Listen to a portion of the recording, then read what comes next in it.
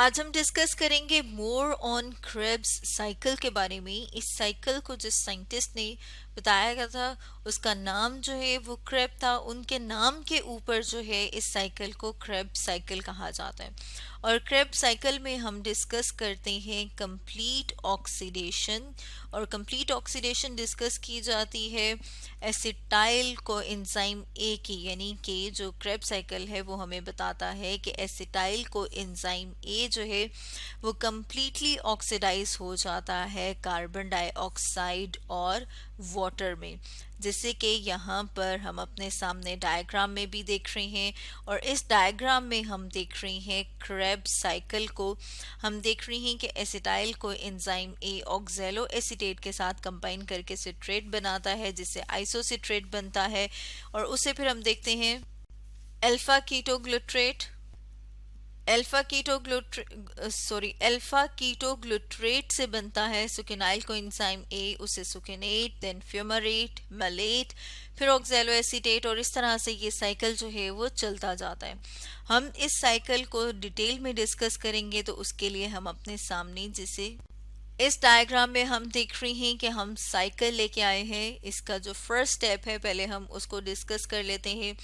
उस स्टेप को कहा जाता है सिंथेसिस स्टेप, जैसे यहाँ पर हम अपने सामने ले आए हैं। अब इस स्टेप में हम देखेंगे होता क्या है। तो इसमें हम देख रहे हैं कि पायरोवेट, जैसे कि हमने अपनी लास्ट वीडियो में डिस्कस किया था कि जब ग्लूकोज का ब्रेकडाउन होता है तो उसके रिजल्ट में हमें दो 3 कार्बन कंपाउंड मिलते हैं, यानी कि 2 पायरोवेट के मॉलिक्यूल मिलते हैं। और पायरोवेट जो है वो 3 कार्बन कंपाउंड है। अब ये जो 3 कार्बन कंपाउंड है इसको हम देखते हैं कि ये क्या होता है। पायरोवेट डीहाइड्रोजिनेज जो है वो इसको कन्वर्ट कर देता है एसिटाइल को एंजाइम ए में।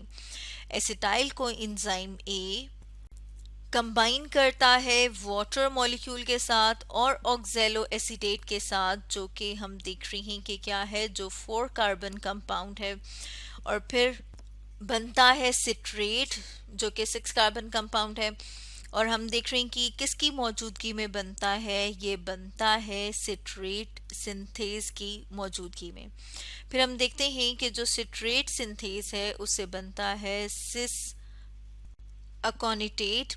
और हम देख रहे हैं कि यहाँ पर जो एंजाइम यूज हो रहा है वो कौन सा है, वो अकोनिटेज है। और ये स्टेप 2 है जिसे कि डिहाइड्रेशन कहा जाता है।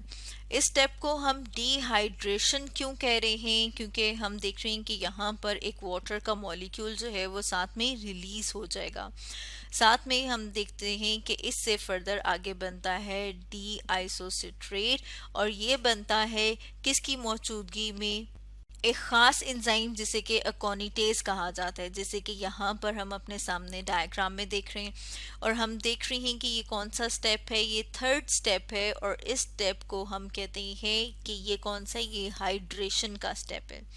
यहाँ पर हम लिख लेते हैं कि ये कौन सा स्टेप है, स्टेप 3। और हाइड्रेशन हम क्यों लिख रहे हैं, क्योंकि हम देख रहे हैं यहाँ पर साथ में एक वाटर का जो मॉलिक्यूल है वो ऐड हुआ है। नेक्स्ट स्टेप हम देख रहे हैं उसे कहा जाता है ऑक्सीडेटिव डीकार्बो ऑक्सीलेशन।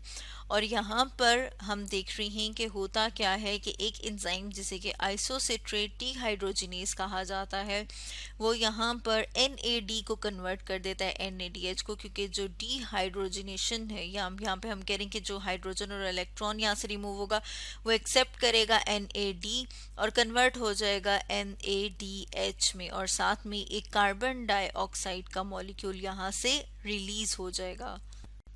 अल्फा कीटोग्लूट्रेट की दोबारा से डीकार्बोक्सिलेशन होती है और साथ में ऐड होता है कोएंजाइम ए। हम इसको यहाँ पर रख लेते हैं कि जिसमें हम बता रहे हैं कि क्या हो रही है, 5th स्टेप में ऑक्सीडेटिव डीकार्बोक्सिलेशन हो रही है। और यहाँ पर जो एंजाइम यूज होता है वो है अल्फा कीटोग्लूट्रेट डीहाइड्रोजिनेज। और दोबारा से हम देखते हैं कि NAD कन्वर्ट हो जाता है NADH में और साथ में कार्बन डाइऑक्साइड रिलीज होती है। साथ में जैसे हमने बात की है कि स्टेप में ऐड होता है कोएंजाइम ए। तो अब हमारे पास जो प्रोडक्ट आई है वो हम देख रहे हैं वो है सुकेनाइल कोएंजाइम ए। नेक्स्ट स्टेप में हम देखते हैं कि सुकिनाइल को इंजाइम ए कन्वर्ट हो जाता है सुकिनेट में, और ये वो वाला स्टेप है जिसके ऊपर सबस्ट्रेट लेवल फॉस्फोराइलेशन होती है और एटीपी प्रोड्यूस होता है। और साथ में हम देख रहे हैं कि जो को इंजाइम ए है वो रिलीज हो जाता है। तो इस स्टेप को कहा जाता है formation of ATP bye substrate level phosphorylation, क्योंकि सबस्ट्रेट लेवल फॉस्फोराइलेशन उस फॉस्फोराइलेशन को कहा जाता है जिसमें एंजाइम जो है वो सबस्ट्रेट के ऊपर एक्ट करता है और फॉस्फेट जो है वो ट्रांसफर किया जाता है। तो ये वो स्टेप है, इसलिए इस स्टेप को हम कह रहे हैं कि ये सबस्ट्रेट लेवल फॉस्फोराइलेशन और इसके रिजल्ट में एटीपी बनता है। सुकेनेट जो है उसके हम देखते हैं कि डीहाइड्रोजिनेशन और ऑक्सीडेशन होती है, जिसमें वो FAD को यूज़ करता है एज एन ऑक्सीडाइजिंग एजेंट, और यहाँ पर सुकिनेट जो है उसको कन्वर्ट कर दिया जाता है फ्यूमरेट में। यहाँ पर हम साथ में लिख लेते हैं कि वो FAD को क्या कर रहा है, वो इसको यूज कर रहा है एज एन ऑक्सीडाइजिंग एजेंट। और इसमें हम देखते हैं कि जो इलेक्ट्रॉन यहाँ से रिलीज होता है सुकिनेट से, वो ले लेता है FAD और फिर वो कन्वर्ट हो जाता है FADH2 में। जैसे यहाँ पर भी हम देख रहे हैं कि ये NAD NADH2 में कन्वर्ट हुआ था, यहाँ पर भी NAD NADH2 में कन्वर्ट हुआ था।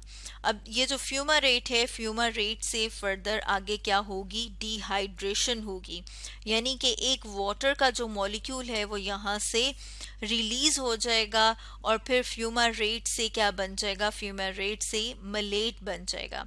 जब मेलेट है उससे जब दोबारा से ऑक्जेलो एसीटेट बनना है, तो ये जो लास्ट स्टेप है अगेन इसमें क्या होता है, इसमें डीहाइड्रोजिनेशन और ऑक्सीडेशन होती है। इसको अगर हम साथ में यहाँ पर लिख लें तो यहाँ पर हम बता रहे हैं कि ये जो लास्ट स्टेप है इसमें जब मेलेट से ऑक्जेलो एसीटेट बनेगा, तो यहाँ पर जो एंजाइम इस्तेमाल हो रहा है वो है मेलेट डीहाइड्रोजिनेज। और हाइड्रोजन और इलेक्ट्रॉन जो कि रिलीज हो रहे हैं मेलेट से, उन्हें कौन ले लेगा, NAD पॉजिटिव उसे रिसीव करके कन्वर्ट हो जाएगा NADH2 में। और हम देख रहे हैं कि मेलेट अब किस में कन्वर्ट हो गया, ऑक्जेलो एसीटेट में, और ये ऑक्जेलो एसीटेट दोबारा से रिसीव करता है एसिटाइल को एंजाइम ए और कन्वर्ट हो जाता है सिट्रेट में। और इस तरह से हम देख रहे हैं कि एक कंप्लीट साइकिल चलता है जिसे कि क्रेब्स साइकिल कहा जाता है।